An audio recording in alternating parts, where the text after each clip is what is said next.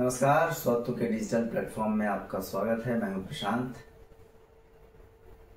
मुसलमानों का त्योहार रमजान का महीना चल रहा है, ईद आने वाली है।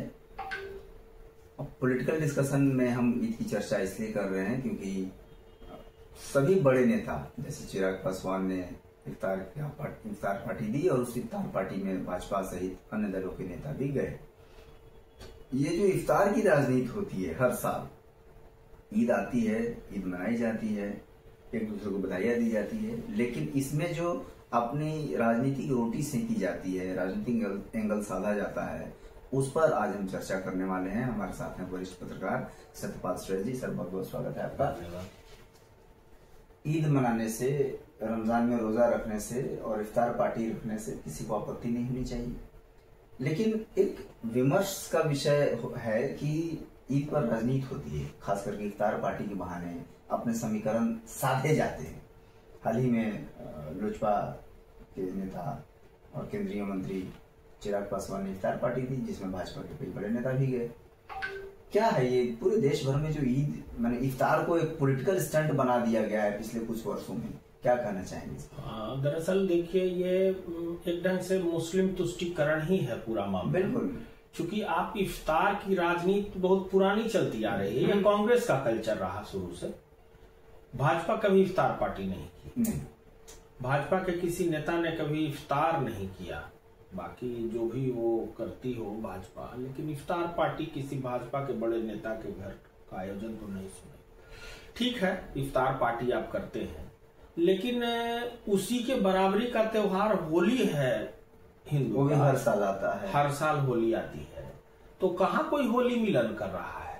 ठीक है, धार्मिक दृष्टिकोण से आप जो है उपवास रखते हैं दिन भर, तो शाम में आप ये करते हैं, रोजा तोड़ते हैं, इफ्तार करते हैं। तो वैसा धार्मिक त्योहार तो बहुत सारा हिंदू का भी है। हमारा बहुत सारा त्योहार है, हम नवरात्र रखते हैं। आप हमको कहाँ बुलाते हैं? आप हमारे लिए कहाँ कहीं आयोजन रखते हैं? हम जैसे हमारे यहाँ और भी त्योहार है, ये अपेक्षा मुस्लिम नेताओं से है, मुस्लिम पक्ष से है कि जब आप सौहार्द की बात करते हैं, आप अपेक्षा रखते हैं कि हमारा सम्मान हो, तो मुस्लिम पक्ष को भी सोचना चाहिए कि हम हिंदू पक्ष के लिए कौन कौन सा ऐसा सौहार्द का मैंने उदाहरण पेश किए हैं। जैसे कि आप नवरात्र में कहीं आयोजन करिए, आप कहीं छठ में आयोजन करिए कि हाँ भाई हमारे तरफ से छठ में इस ढंग से स्वरूप होता है, आयोजन नहीं होता है, आयोजन में शरीक होने का, शरीक होना अलग विषय है जी। तो हम आपके इफ्तार में शरीक नहीं ना हो रहे हैं, हम तो आपको आमंत्रित करके खिला रहे हैं, बाकायदा होस्ट बनकर। और इसकी माने आपाधापी है। जैसे एक दिन पहले ही नीतीश कुमार के यहाँ इफ्तार पार्टी हुई और उसके अगले दिन लालू प्रसाद ने अब्दुल बारी सिद्दीकी के यहाँ करवाया इफ्तार पार्टी। उसके बाद फिर चिराग पासवान के यहाँ हुई इफ्तार पार्टी। हालांकि उसमें कुछ इस बार कमी देखी जा रही है, और भी ज्यादा ये कल्चर था। चूंकि इधर जो ये वक्फ बोर्ड और एनआरसी का जो बिल को लेके जो थोड़ा विरोध हुआ जी, तो उसमें कुछ मुस्लिम संगठनों ने नीतीश कुमार का विरोध किया कि हम नीतीश कुमार के यहाँ नहीं जाएंगे। तो आप तो एक ढंग से उसको क्यों वक्फ बोर्ड से जोड़ रहे हैं इफ्तार पार्टी को?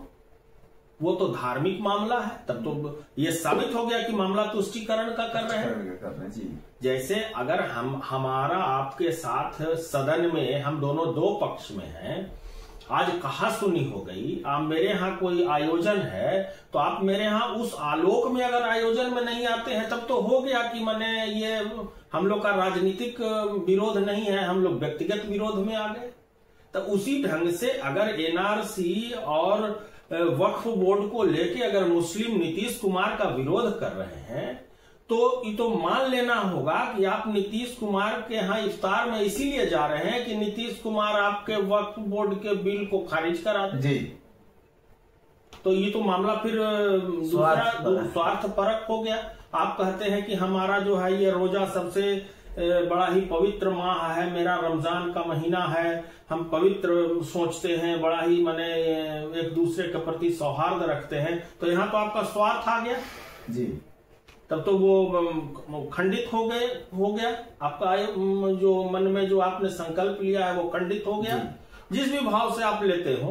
तो इसमें कहीं तालमेल नहीं है। दूसरा कि आप एक भी आयोजन बता दीजिए कि जिसमें मुस्लिम पक्ष हिंदू पक्ष को बुला के, और कोई बड़ा नेता जो है मुस्लिम का, बड़े बड़े नेता हैं मुस्लिम के बहुत सारे, कई बार यहाँ रहे, गवर्नर भी रहे या और भी कई पदों पर रहे, किस हिंदू त्योहार में बुला के और आयोजन किया गया है? मुख्य आयोजक के तौर पर। हाँ, मुख्य आयोजक आप हो और बुला के आप वहाँ जो है सर्विस दे रहे हो कि नहीं भाई मेरे यहाँ आइए, होली मिलन है, या छठ के मौके पर हमारे यहाँ इस ढंग से आइए, या नवरात्र में हमारे तरफ से इस ढंग का आयोजन है।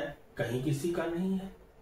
तो आखिर ये तो कहीं ना कहीं ये स्वार्थ जब आ गया तो फिर तो रमजान का महीना खंडित हो जाएगा जी। ये तो बिल्कुल पवित्र माह है। हाँ, आपका धार्मिक आयोजन है और इसमें कहीं स्वार्थ नहीं आना चाहिए। इसमें बिल और बोर्ड कहाँ आ गया? बिल और बोर्ड नहीं आना चाहिए। तो आप जो है उसको लेके राबड़ी देवी के आवास पर बोर्ड भी लगा हुआ है, किसी कार्यकर्ता के नाम से आपने बोर्ड लगा दिया है कि तुम वादा करके भूल जाते हो। तो इस ढंग से तो आप एक मैसेज दे रहे हैं कि गिव एंड टेक कर रहे हैं आप त्योहार को। तो भाई कम से कम रमजान में कम से कम अपने प्रति तो वफादार रहिए। बिल्कुल, इसमें इसको उसे जोड़ना ही नहीं चाहिए। रमजान से वक्फ बोर्ड और एनआरसी को क्या लेना देना? जी, ये धर्म तो आस्था का विषय है। धर्म तो आस्था है, आपका सबसे पवित्र महीना है रमजान। आपको मानते हैं कि उसमें भी आपने पॉलिटिक्स घुसा दिया, और इफ्तार पार्टी मान लिया कि आपको बुलाया जा रहा है तो कोई सम्मान कर रहा है आपका, कि आपका ही बड़ा मैंने ये महीना है, हम आपका सम्मान करते हैं, आप मेरे घर आइए। और उसमें आप राजनीति घुसा दिए कि आप हमारे बिल का विरोध किए हैं इसलिए हम आपके यहाँ नहीं आएंगे।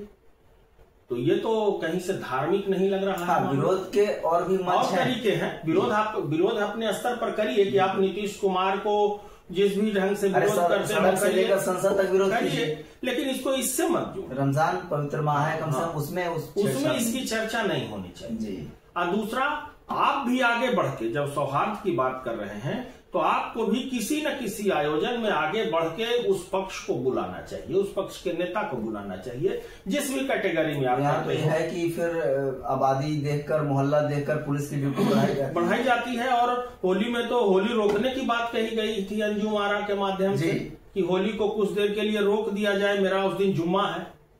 अरे तो वो तो मामला दूसरे जगह का था ना, जहाँ झंझट था कि वहाँ निकलता है, लोग एक हुजूम बना के घूमता है उस एरिया में, वहाँ बड़ा पैनिक कंडीशन था। तो वहाँ के लिए ये बात निकली थी संभल के लिए कि वहाँ सिचुएशन ऐसा है कि दोनों पक्ष निकलेगा तो झगड़ा होगा। तो आप उसको बिहार में लागू करने लगे, तो उस पर आप राजनीति करने लगे। तो कोई हिंदू तो इस ढंग से नहीं राजनीति कर रहा। हाँ, तो मतलब परेशानी राजनीति करने से। बिल्कुल इसको धर्म अध्यात्म को इससे बिल्कुल नहीं जोड़ना चाहिए। वो या किसी पक्ष का मैंने आध्यात्मिक त्योहार हो, या इफ्तार करना है, इफ्तार करना है करिए, या मान लिया कि आपको कोई बुला रहा है वहां जाइए, उसको इससे मत जोड़िए। इसको दोनों का व्यवहार अलग अलग है। और दूसरा कि आप भी आगे बढ़ के आप दही चूड़ा के आयोजन में करिए ना, दही चूड़ा का आयोजन बुला के खिलाइए। सब बड़े मुस्लिम नेता ने, बड़े आज तक किसी ने नहीं कभी बुलाया कि मकर संक्रांति का आयोजन किया हो कि हमारे यहाँ खूब यहाँ सब्जी बन रही है और दही चूड़ा का आयोजन है और हम आपको बुला के खिला रहे हैं। एक भी बताइए नहीं। लेकिन ये तो पूरी तरह से मामला, पूरी तरह से ये वोट की ही राजनीति है। हाँ, ये कल्चर शुरू से कांग्रेस का कल्चर रहा, समाजवादियों ने इसको अपनाया। तो सबको वोट लगा कि वहाँ वोट है, तो वोट की राजनीति होने लगी और नेता लोग भी अपना जाने लगे। कुछ मुस्लिम नेता अपने अपने लोगों को लेके वहां जाने लगे। तो वही कल्चर है अपना, कभी उनके यहाँ, कभी उनके यहाँ, कभी उनके यहाँ, इस ढंग से होने लगा। और इसको अब देखिए, उसका दुष्परिणाम है कि आप अब भोगिए उसको। अब उसको जोड़ा जा रहा है वक्फ बोर्ड से, उसको जोड़ा जा रहा है एनआरसी से। मतलब हम आपके साथ नहीं हैं। हालांकि वो कम लोग थे, लेकिन बावजूद कहीं ना कहीं से तो ये बात उठी ना जो नहीं उठनी चाहिए थी। बिल्कुल। किसी भी आयोजन में आप बताइए कि हिंदू का कोई त्योहार ऐसे जोड़ के देखा गया कि कोई नेता कहा कि हम अमुक आदमी के यहाँ नहीं जाएंगे रंग लगाने, हमारे इस बिल का विरोध हुआ है? नहीं। एक भी बयान आप बता दीजिए अखबार में कि या कहीं भी कि कोई नेता विरोध किया हो कि हम आपको होली का रंग नहीं लगाने जाएंगे नीतीश कुमार को या किसी भाजपा के नेता को, कि हमारा इस बात का विरोध हुआ है। तो ये कहीं ना कहीं तो बिल्कुल ये स्वार्थ की राजनीति हो रही है। इसको धर्म से नहीं जोड़ा जाना। बिल्कुल, ये इफ्तार का आयोजन है, ये रमजान पवित्र माह है और कोई भी धार्मिक आयोजन ये आस्था का विषय होता है और इसमें अपनी राजनीतिक रोटी सेंकने से नेताओं को बचना चाहिए। और एक स्वस्थ लोकतंत्र अगर बनाना है तो आपसी व्यक्तिगत आस्था, धार्मिक आस्था को बनाए रखते हुए एक स्वस्थ राजनीति होनी चाहिए। आज की चर्चा में बस इतना ही। देश दुनिया की बाकी खबरों और उस पर जुड़े विश्लेषण के लिए बने रहिए हमारे साथ। नमस्कार।